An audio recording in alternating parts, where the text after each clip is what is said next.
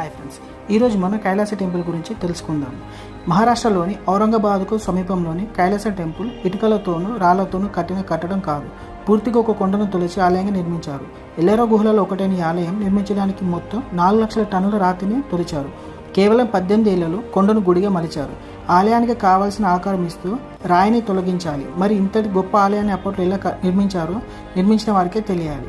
ఈ కైలాస టెంపుల్ మరో ప్రత్యేకత, ఆకాశం నుంచి చూస్తే ఎక్స్ ఆకారంలో ఉంటుంది. భూమి మీద నుంచి చూస్తే 4 సింహాలు ఎక్స్ ఆకారంలో నిలిచినట్లు అనిపిస్తుంది. ఈ ఆలయ నిర్మాణంలోనే వాటర్ హార్వెస్టింగ్, డ్రైనేజ్ వ్యవస్థ, రహస్య మార్గాలు, బాల్కనీలు, అప్స్టేర్స్ వంటి ఎన్నో అద్భుతాలను రాయిని మలిచి చెక్కారు.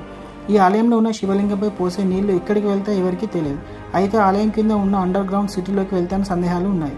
1608లో ఔరంగజేబు 1000 మంది కూలీలతో ఈ కైలాసాన్ని ధ్వంసం చేయాలని 3 ఏళ్ల పాటు కష్టపడి విఫలమయ్యాడు. ఈ ఆలయం ఎల్లోరా గుహలలో ప్రత్యేక ఆకర్షణ. దీన్ని చూడడానికి చాలా మంది పర్యాటకులు ఎల్లోరాకు వస్తారు.